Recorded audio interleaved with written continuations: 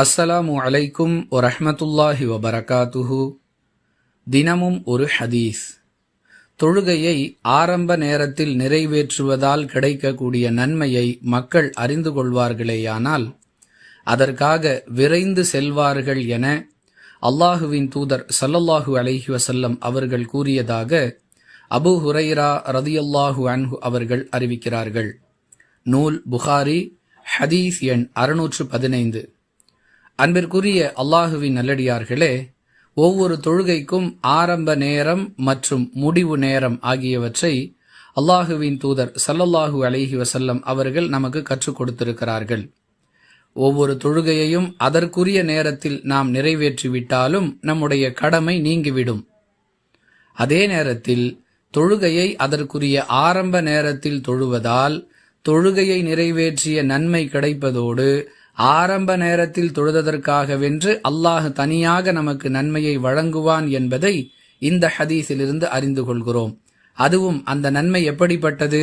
அதை மக்கள் அறிந்து கொண்டால் ஆரம்ப நேரத்திலேயே தொழுகையை நிறைவேற்ற விரைந்து செல்வார்கள். அந்த அளவிற்கு உயர்வான நன்மை என்பதை நபிகளார் இங்கு தெளிவுபடுத்துகிறார்கள்.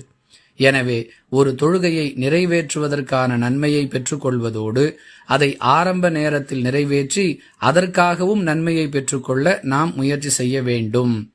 ஜமாத்தோடு தொழுகையை நிறைவேற்றக்கூடிய சிலர் தாமதமாக வந்து ஜமாத்தை விடக்கூடாது என்பதற்காக சிலரோடு சேர்ந்து ஜமாத்தாக தொழுகிறார்கள். ஆனால் அந்த தொழுகை தாமதமாக தொழப்படுகிறது. அன்பானவர்களே, தொழுகையை நிறைவேற்றிய நன்மை இவர்களுக்கு கிடைக்கும் என்பதில் சந்தேகமில்லை. ஆனால் ஆரம்ப நேரத்தில் தொழுதால் கிடைக்குமே அந்த நன்மையை இவர்கள் இழந்து விடுகிறார்களே. அதிலும் குறிப்பாக தாய்மார்களை பொறுத்தவரை ஒவ்வொரு தொழுகையையும் கடைசி நேரத்தில் தொழக்கூடிய நிலை பெரும்பாலானவர்களிடம் இருப்பதை கேள்விப்படுகிறோம். அவர்களாகவே பல நேரங்களில் ஒப்புதல் வாக்கு மூலம் வழங்கியிருக்கிறார்கள். அவசரமாக கடைசி நேரத்தில் தொழுது முடித்தேன் என்பதுதான் அந்த வாக்கு மூலம். அன்பானவர்களே, இவ்வாறு தொழுதாலும் அவர்களுடைய தொழுகை நிறைவேறிவிடும் என்பதில் சந்தேகமில்லை. ஆனால் ஆரம்ப நேரத்தில் தொழுவதால் கிடைக்கக்கூடிய நன்மையை இவர்கள் விட்டுவிடக் கூடாது என்பதற்காக இந்த தெளிவான பதிவை உங்கள் முன்னால் சமர்ப்பிக்கின்றோம்.